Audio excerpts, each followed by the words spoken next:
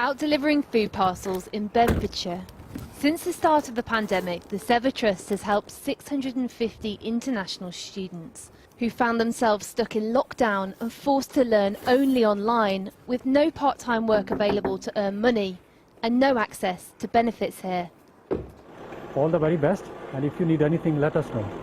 Take good care of yourself, yeah? All right, take care.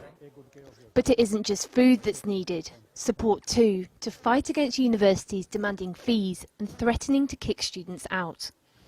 Hiya. One of those people is Manoj. We meet him at the window of his student accommodation in Luton. Hello. Hello, I thought I was better than shouting.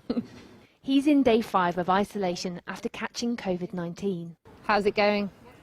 Bored. I'm taking a picture. Bored, yeah, of course. His parents' farm in India took a huge hit during the pandemic, and so he asked his university if he could delay the remaining third of fees he owed, as his family had used it to live off. But the University of Bedfordshire refused, instead threatening that they may withdraw him from the course, take legal action and report him to immigration, who they warned could cancel his visa.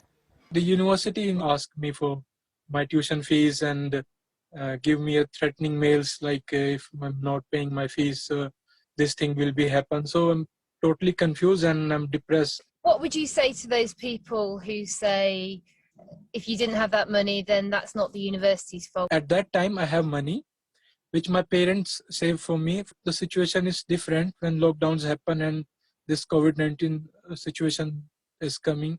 I came here for a dream, like I never, like I haven't, sorry.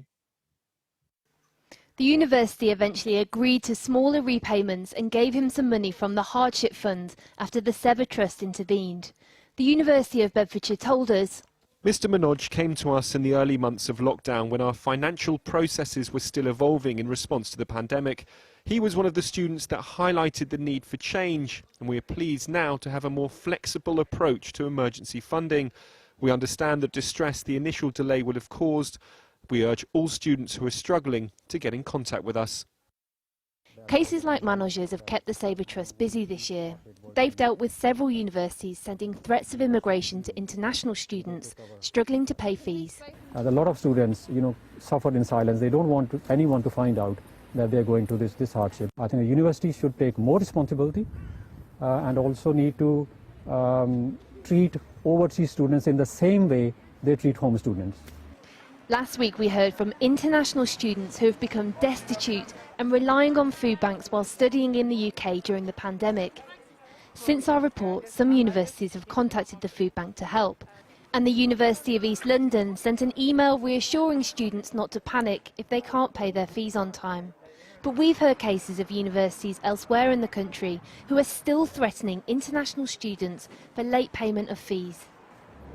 Sola is a third-year medical student at the University of Nottingham. The pandemic affected her parents' business in Indonesia, and so she struggled to pay her £43,000 a year fees.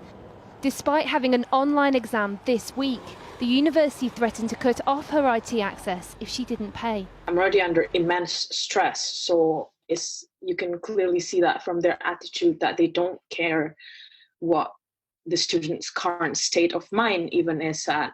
They just, kind of fling around these threats. We're being treated like cash machines. The only reason Sola is still at uni is because her friends started a GoFundMe to keep her online, for now. She said universities could be more understanding, like students are, while learning online.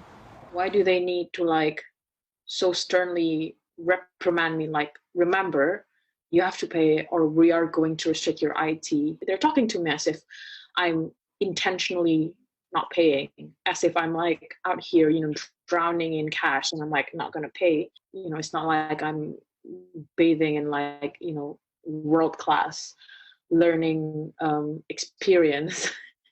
The University of Nottingham say it has a range of measures in place to support students who have been financially impacted by the pandemic and continue to offer support, guidance and understanding. We want our students to succeed. For some international students, the pandemic has taken away family income, in-person learning and left them isolated away from home.